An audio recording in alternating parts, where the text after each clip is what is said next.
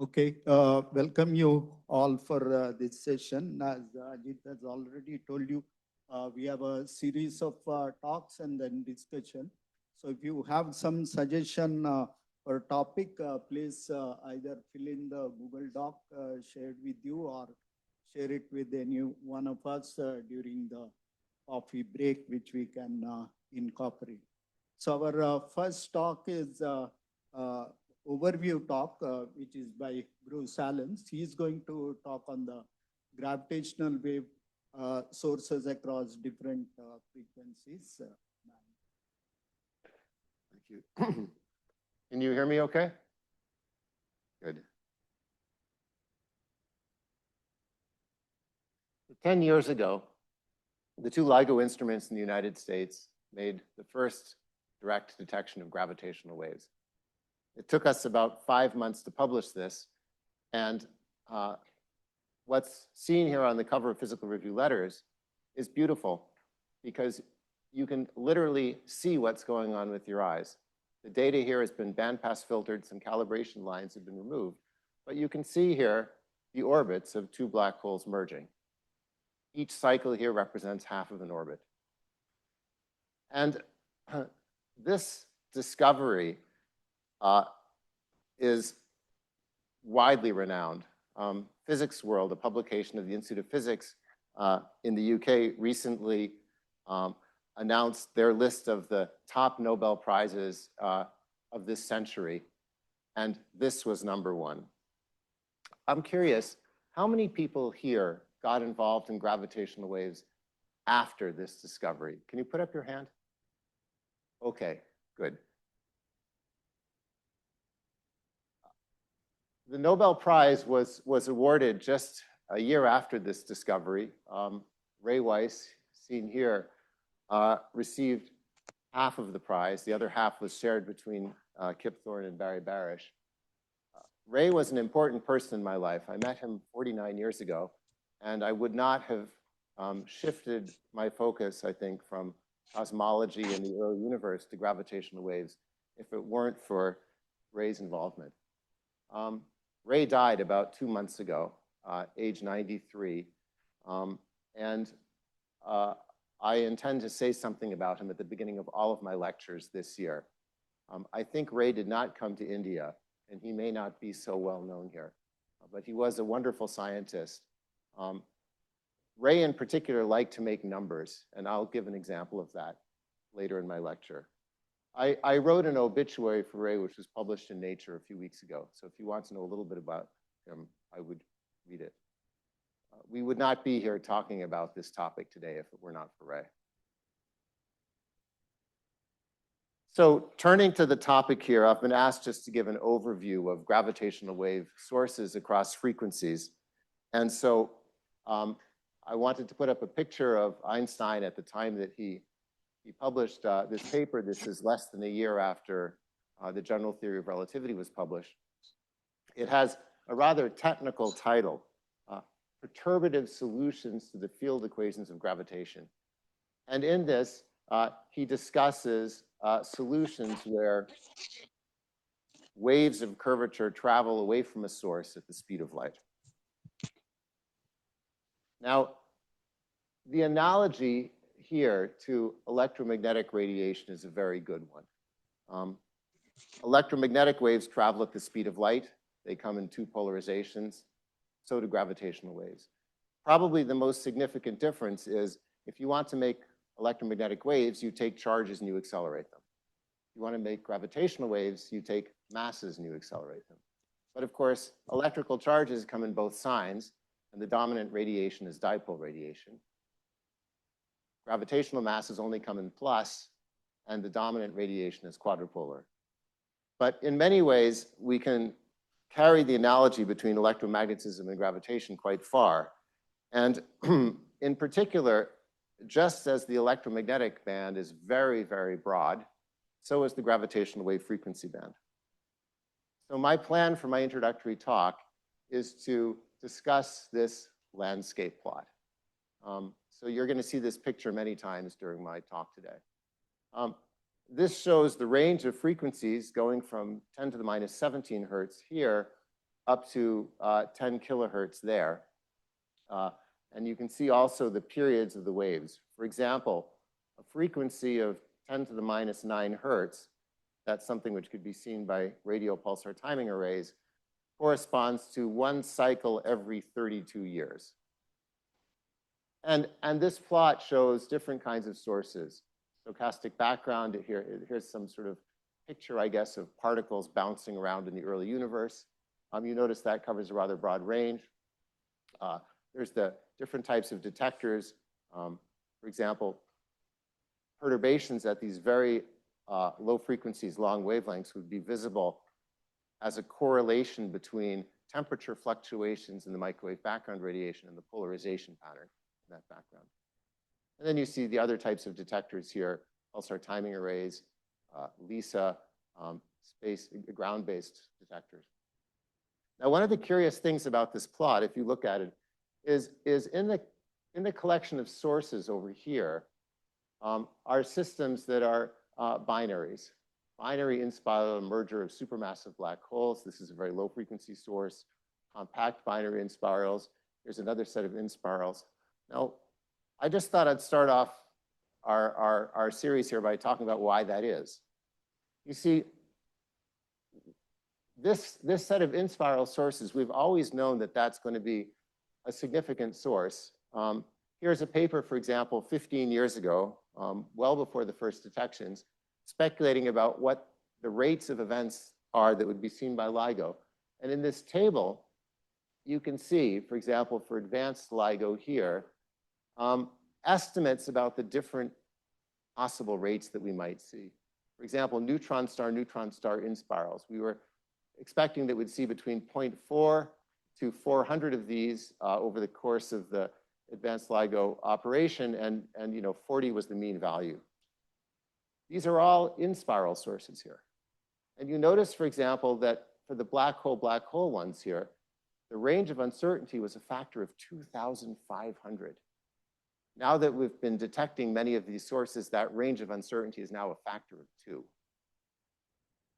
And we knew, for example, that this is a possible type of source, but we didn't actually know whether black hole binaries even existed. So LIGO's discovery was not just the first direct detection of gravitational waves, it was also proof that the universe contains pairs of binaries. So why is it that binary systems are so relevant? Well, think about this. Of the 4 forces, gravity is the weakest one, which makes you think it's going to be hard to put energy into gravitational waves. But actually, binaries provide a very good way to do this. And let me just talk about that. So what is a binary system? So here's 2 equal masses for simplicity. And the way binaries work is they convert gravitational binding energy into gravitational waves. So let's start this system off at some large separation. The binding energy is 0. And of course, we can extract energy from this system. For example, suppose I put one mass over there, the other mass is near me. They're attracted, so I can lower the masses together. I attach it with the string is wound around a generator, and as I let the masses fall together, the generator produces electricity, it lights up a light bulb, and the light bulb sends radiation off to infinity. So energy balance is conserved. As the system falls together, the gravitational binding energy becomes more negative, but the radiation sent off to infinity is positive, and that balances it. So let's ask, how much energy can we get out of this gravitational machine? Well, as we lower the 2 masses together, the binding energy becomes more and more negative. We get positive energy that we can extract to infinity. The limit to this is just determined by what the radius of these objects is. I've written r star. At closest approach, the distance is twice the radius. And so that means the maximum amount of energy that we can extract, for example, into gravitational waves, is just this, the opposite of this binding energy evaluated at that value of r. Now let's rewrite this. Instead of talking about the mass of an object, we could perfectly well also talk about the Schwarzschild radius of the object. That's proportional to the mass. Here's the formula. It's 2gm over c squared. And so this is just another way of describing the mass. For example, the mass of the Earth That's a Schwarzschild radius of about 1 centimeter. If you crush the Earth into a black hole, the horizon radius is about 1 centimeter. Or the solar mass. There, the Schwarzschild radius is about 3 kilometers. So just replace one of these m's here by c squared times the Schwarzschild radius divided by 2g. When you do that, the factors of g cancel. You get an extra c squared. And here's the available energy. The available energy to make gravitational waves is just the rest mass of the system.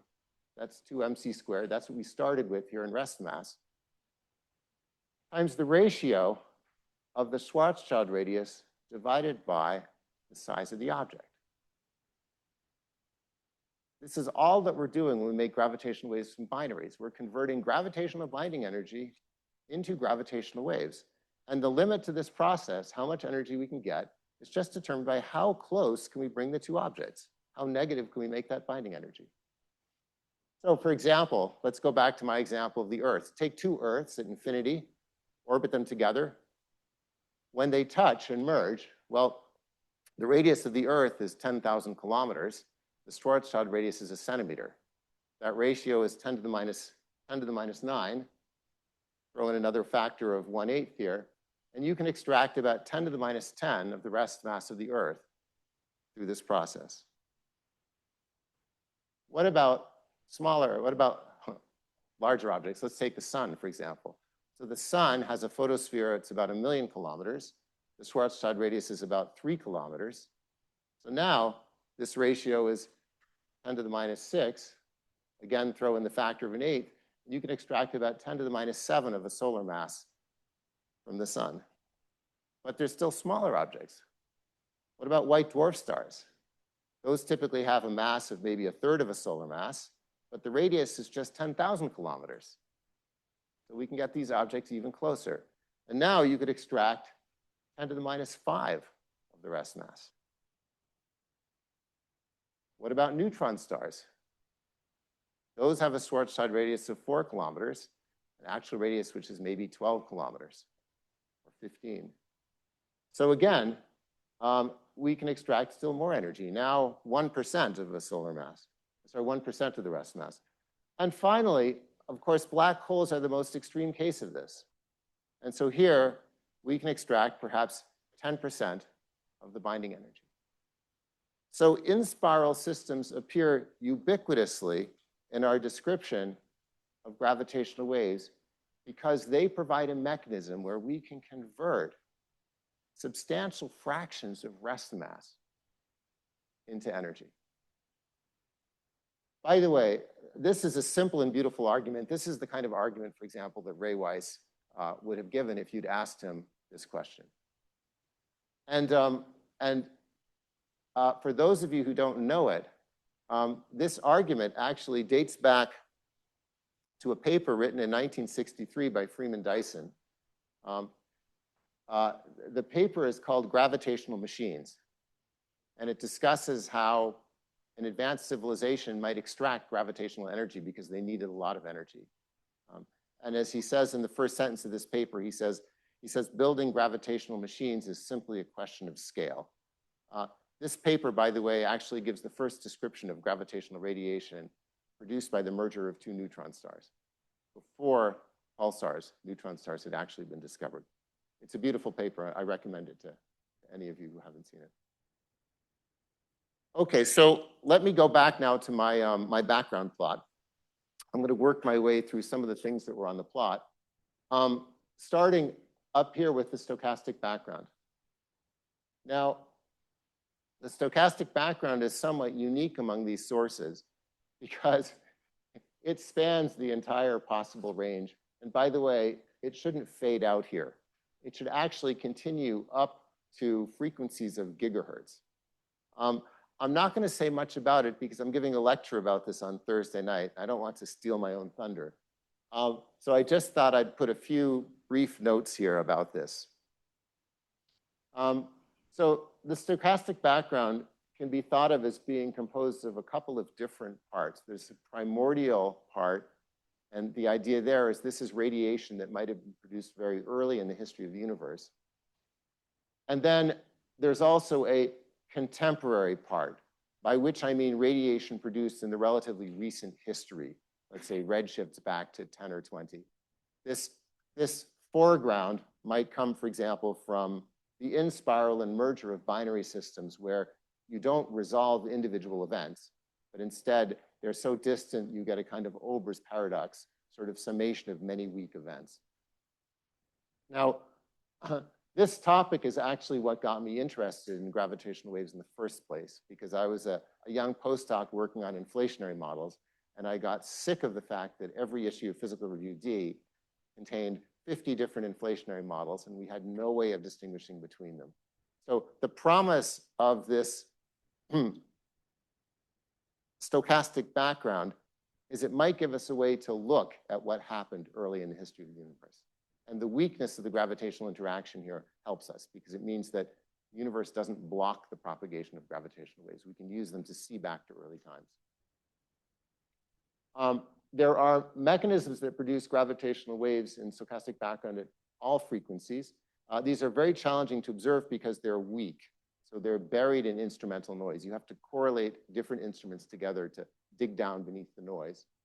And finally, the statistical properties of this noise are interesting, probably a mixture of something like stationary Gaussian noise and some kind of popcorn background. I'm not going to say more about this.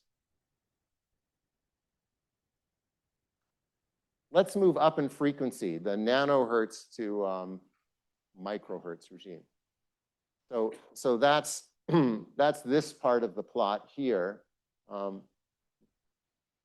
As I said, a nanohertz is one cycle every 32 years. These types of signals can be picked up with radio pulsar timing arrays. Again, I'm going to talk more about these on Thursday. And here, the most likely sources are in-spiraling systems of extremely massive black holes. So we know now that galaxies typically contain massive black holes at their center. Our galaxy, the Milky Way, has a 4 million solar mass black hole at its center. And these black holes at the center of galaxies seem to play an important role in the formation and evolution of galaxies, although that's not something which I've studied or understand very well. What I've shown you here is a picture of two galaxies. I think this is a Hubble image. The black holes are here and here inside these regions of enhanced density. And what happens is when the galaxies merge together, which is what's happening here, then these black holes at their centers also merge together. Now, galaxies are typically hundreds of thousands of light years in size. So when these systems initially merge together, the orbital periods are millions of years. And the interesting challenge for this is if you want to make nanohertz gravitational waves, you have to find a way for these orbital systems to lose enough energy that they come close together. How exactly this happens through dynamical friction and other mechanisms in order that gravitational waves can start being produced, that's a topic of research and not something, again, that I know much about. Fortunately, you're going to hear other topics, other talks later today by people who can say more about these things. Just in the spirit of the argument I showed you earlier, let's do the energetics of this just to see roughly how much energy we can expect to get. So look at our galaxy. It contains a 4 million solar mass black hole. If you look at the total mass of baryons in our galaxy, that's somewhere around 10 to the 10 solar masses. So roughly speaking, 10 to the minus 4 of the baryons in our galaxy are in that black hole at the center. So let's suppose that that's typical of the universe, since about 5% of the closure density of the universe is in baryons. That means that we have about 10 to the minus 6 of the closure density in supermassive black holes. Now, what fraction of those supermassive black holes end up in binary systems like this? Well, estimates are that it's about 1%. So now that means that about 5 times 10 to the minus 8 of the closure density is in these systems. And finally, how much of their energy would we expect to convert into gravitational waves? Well, earlier I showed you that we could expect perhaps 10% conversion. But that, of course, assumes that all the energy is going into gravitational waves, whereas here, a lot of the energy has to go into just dissipation to get the systems close enough. So I was trained originally as a theorist. I'm comfortable throwing around orders of magnitude. By the way, Ray would have been comfortable throwing around orders of magnitude like this as well. So let's just say perhaps it's 1%. So now this drops the number by 2 more orders of magnitude, and we end up with about 5 times 10 to the minus 10 of the closure density of the universe in gravitational waves produced in this way. And by the way, this symbol omega is often used as that dimensionless fraction. And if you look, for example, at the most interesting of the pulsar timing array papers, the NanoGrav publication, it argues that there's compelling evidence for a nanohertz gravitational wave background. And if you translate their signal into these units, it's right around this level. So this is the, let's say, a likely source of low frequency background. By the way, I meant to say at the start of my talk that if somebody wants to ask a question, I'd be delighted. Oh, please, go ahead.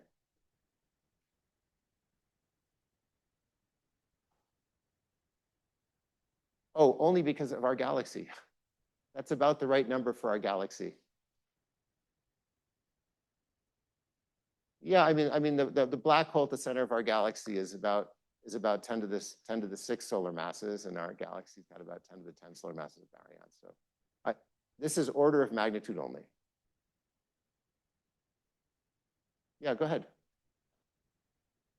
I think among the various factors you listed on the previous. Oh, you're asking the wrong person this. I don't know. I would imagine it would be the fraction of these supermassive black holes that are in binary systems. I think there might be other people here. If somebody else would like to answer that question, I'd be delighted. Can you go back to the previous slide? Sure. Yeah, I'm claiming it is maybe that 1%, the third bullet. What fraction is in binary systems? That perhaps is our weakest. Yeah, and this may be an overestimate.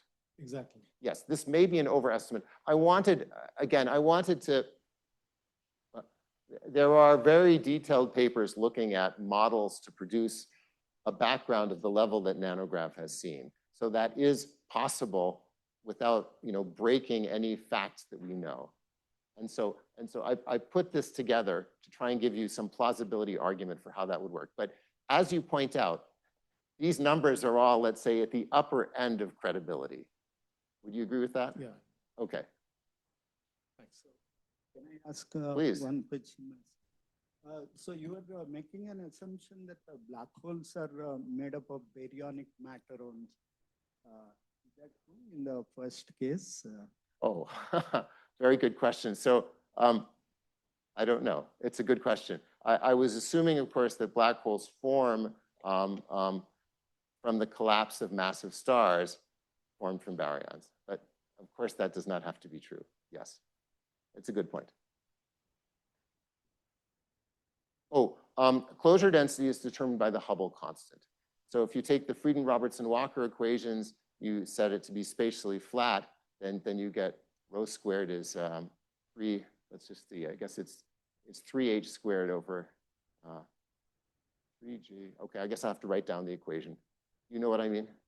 It's just determined by the rate of Hubble expansion.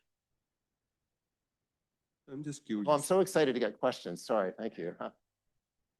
I'm just curious, order of magnitude, what fraction of extra energy is emitted during the merger and settling? Again, I don't know. I'm really sorry. I do not know the answer to this question. I've worked on many aspects of gravitational wave detection. I've worked on mechanisms to produce stochastic backgrounds. I've worked on techniques for doing detection and so on, but I have not worked on this particular aspect of the sources. Yeah, if you don't mind, we'll have a question during the discussion. Okay, I keep going. No, But I I have time at the end as well. I didn't want to plan a long and detailed talk as an introduction. I thought that was a bad way to start the meeting. So there will be time at the end. Okay, let's move up a bit in frequency. So here, this is now the area here where, for example, we have the merger of, let's say, ordinary stellar mass black holes as seen by the LIGO instruments. We have higher mass, lower frequency equivalents of those, which will be seen by space-based interferometers. And we have small mass objects, practically test masses falling into large mass black holes. And these are, let's say, the bread and butter sources, which you're going to hear the most about during this week. I'm not going to say too much about them, except to say that there's many interesting applications. This is a tool which can be used to learn, for example, about the populations of stars and how the evolution of these goes. We can learn, for example, about the neutron star equation of state by seeing how the merger is affected by the deformation of the objects. This is a fantastic way to test the general theory of relativity. Black holes are some of the simplest objects in the universe, and general relativity makes very specific, concrete predictions. By the way, I personally find it extremely interesting that Einstein thought that gravitational waves were too weak to be of any consequence. That's not so surprising because, for example, white dwarf stars, these more compact objects that could convert more of their energy into gravitational waves, hadn't been discovered yet. Astronomers knew that there were objects that were too dim for their mass, so somehow they were physically small. But I think the understanding of degeneracy and how white dwarf stars could form, that didn't come until 10 years later through the work of Fowler. To do such tests, though, you need to be able to make precise predictions. In fact, that's true also, for example, for learning about neutron star equations of state. And there's a real important theoretical challenge here, which is that we're actually computationally limited in our sensitivity. The observations in the next years are going to be precise enough that we can't actually compute from these theories the waveforms exactly enough. Another interesting aspect of this is that one can carry out multi-messenger detections. That is, you can see these systems not just gravitationally, but also electromagnetically. You can also do what are called multi-band observations. There are systems which will pass, for example, through the sensitive band of LISA in the millihertz regime, and then 5 years later will be seen as mergers in ground-based detectors. And so that also gives an interesting, opens an interesting area for investigation. And there's going to be discussions about these topics in the course of this meeting. Yes. Yeah, sure.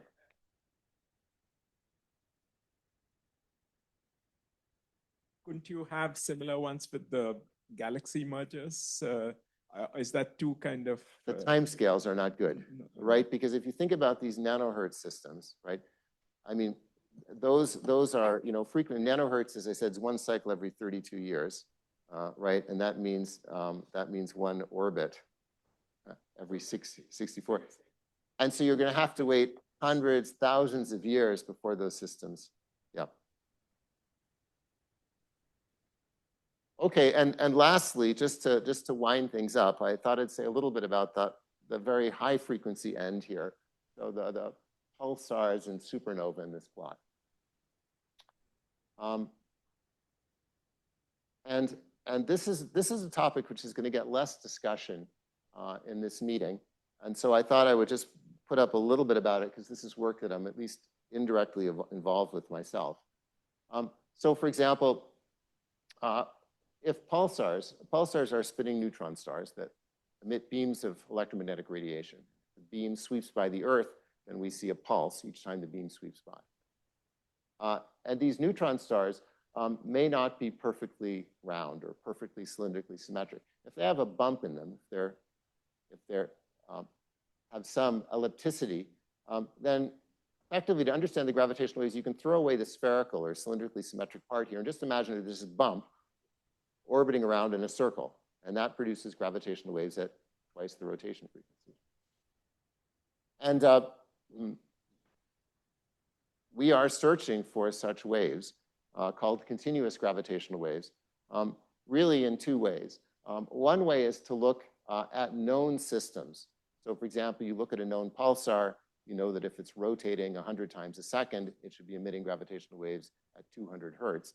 And so you can do targeted searches for these things. You can look in supernova remnants where there is very likely some kind of compact object, perhaps a spinning neutron star left behind at the center. Or you can look at things like low mass X-ray binaries where matter that's accreting from the companion star might build up a kind of mountain. Maybe there's a torque balance where the angular momentum that's falling into the system is being irradiated away from gravitational waves. These are the, let's say, the easier types of searches to do. The more complicated searches to do are blind searches where you look over the entire sky. We know that the universe contains, we know that there's a few thousand radio pulsars, those are observed, but we expect that our galaxy has something like 100 million neutron stars in it. So these kinds of searches, I think, are very important. And just to show some numbers here, the best limits now from searches of this type place limits on how big this ellipticity can be. And I thought I'd show the results from just one of those searches. These are based on Einstein at home. And for example, if you put a neutron star at the distance of the center of our galaxy, 8 kiloparsecs from the Earth, these are the current upper limits on this ellipticity here. So for example, at a signal frequency of 1.4 kilohertz, that's a rotational frequency of 700 hertz, which is the fastest spinning neutron star that we know. The limit on that ellipticity here is at the level of 10 to the minus 6. Now think about that. You've got a star whose size is 10 kilometers. And so that's 10 to the 4 meters. So this ellipticity, it's 10 to the minus 2 of that. That's 10 to the minus 2 meters, so it's a centimeter. So we already know that these stars are sort of round within a centimeter, or they'd be emitting enough gravitational waves to see.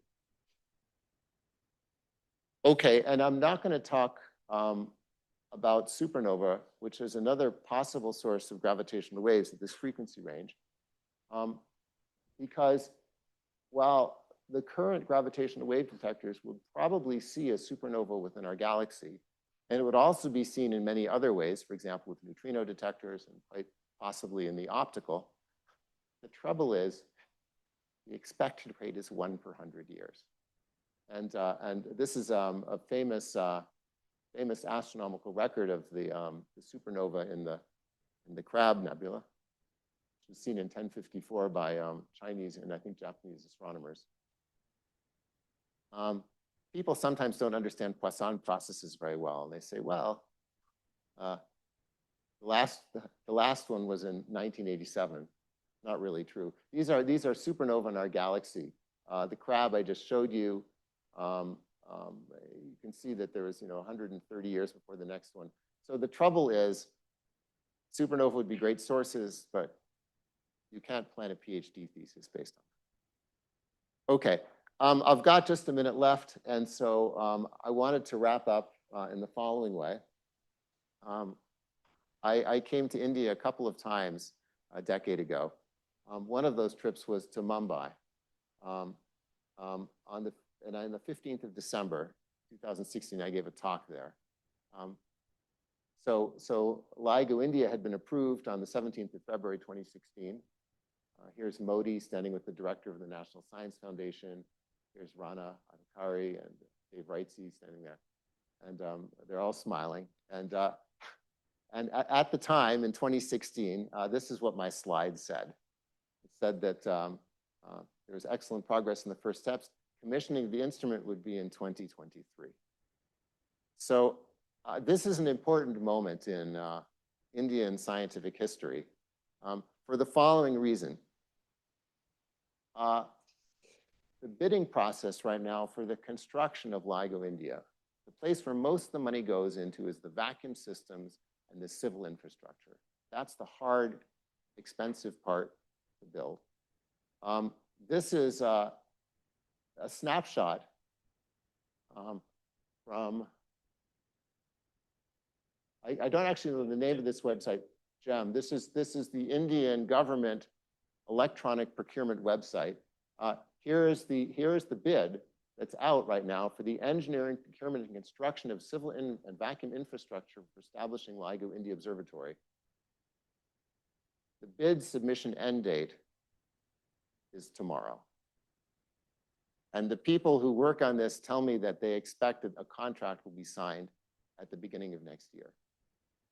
So LIGO India is going to finally become a reality. And it puts now the gravitational physics community in India in exactly the same situation that we were in the United States circa 1995.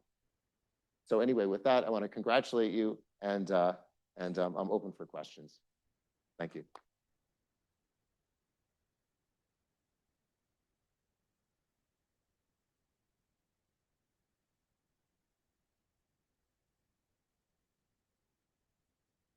Welcome.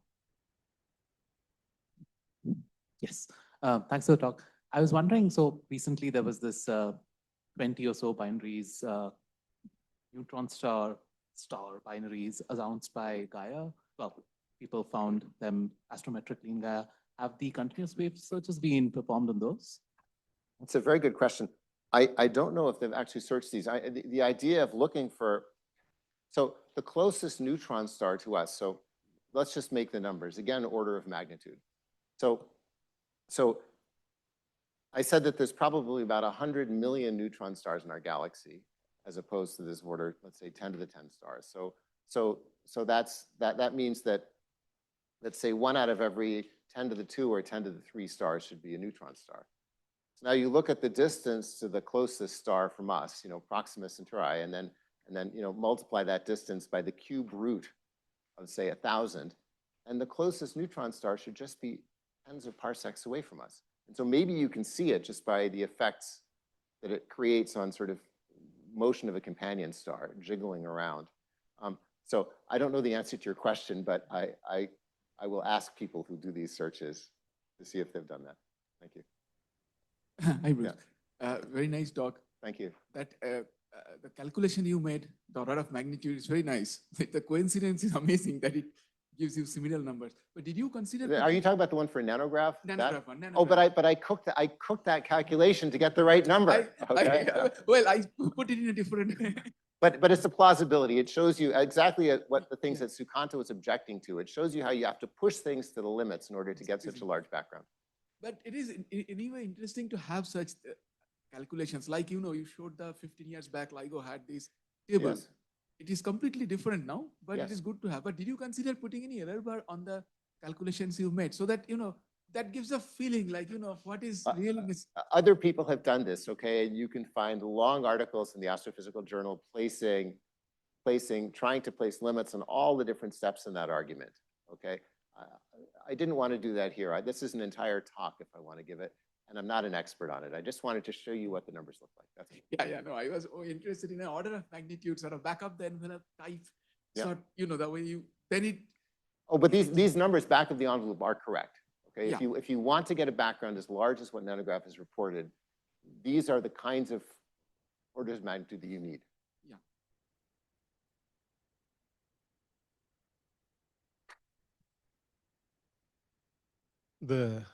Did you call it the contemporary background? Did you mean the astrophysical background, like of overlapping, binary signals, Telemass, right? Whether you call that a background or foreground is up to Yeah, you. that's right. If you want to see the primordial stuff, you call it a foreground. If you're just interested in detecting it as called a background. So what's your prognosis for, when that kind of a background will be detected, and What do you think are the main challenges? You know, I was very excited. A few years ago, there was a nice paper by Eric Thrain and Rory Smith, suggesting that, for example, within the advanced LIGO 03 or 04 run, 03 or 04 run, it should be possible to detect this unresolved sort of weak background of unresolved binary merger events, and that hasn't happened yet. They had some technique that they'd suggested for doing this, which on paper looked very good, but I guess the devil is in the details, and that has not worked out as hoped. So I was very optimistic about this some time ago. I haven't worked on this myself in the last years, but I'm now more pessimistic simply because I see the people who have worked on it don't seem to have gotten there yet. Do you have an answer to that? Maybe I'm more optimistic, but there may be experts here who can build on this. I think we have a good shot in 05. Okay. There are some projections that I think are coming out in our 04A papers, which show, yeah, perhaps for like in your supermassive binary estimates, right? Black hole binary estimates. Perhaps this is like the upper end of the background, the more, okay, the stronger end, right? That could peak out of the 05 noise curve. We have some catching up to do, you and I. So yeah, but then there can be challenges like, you know, terrestrial contamination, magnetic coupling, which we'll have to model very carefully, because it will, I think, take us some bit to be able to convince the broader scientific public that this is a real astrophysical source. You know, there's two items of value here. One item, of course, is that if you can learn about this background of events that aren't individually resolved, then you learn something about, for example, the population of binary systems at high redshift. That's interesting in and of itself. The other aspect, the one which appeals more to me, is that if you want to see the primordial background, you want to see the early universe, then you have to remove all of this stuff that's contaminating that signal. And for example, doing that, I think Jan Harms might talk a little bit about that also. Doing that involves very precisely measuring the properties of these more distant systems and subtracting them. So, I mean, there's many interesting aspects to this question. One question from online. Oh. Can you unmute the, yeah, okay. Can you answer the question? Who is, I can't see the person. Rajesh, is for me or? Yes, so who is online? I can't see the name. Yes, go for it. Yeah. Thank you very much. Thanks a lot, Bruce, for a fantastic talk. And I just have a follow-up of that possibility about PTA and, you know, Lisa seeing essentially the same source. There's a possibility that there may be nearby supermassive binary black hole merger happening and picked up by Lisa, comparable mass, and the associated nonlinear memory signal should be picked up if the SKA PTA is operational fully by that time. So that's a possibility. Isn't there, though, a factor? I mean, that memory term, right? The light travel time between the pulsars and Earth might be thousands of years. So isn't that true that memory term can kind of arise any time in that time interval, or? Yeah, it's a possible, but it's going to perturb the space-time of our galaxy. That's the point, and hopefully, we can see this. But again, it's speculative, but possibility. Okay. All right. Okay. Very nice. I wasn't aware of that. Again, and that's also true if the supernova happens in our galaxy. So, but again, it's all speculative. So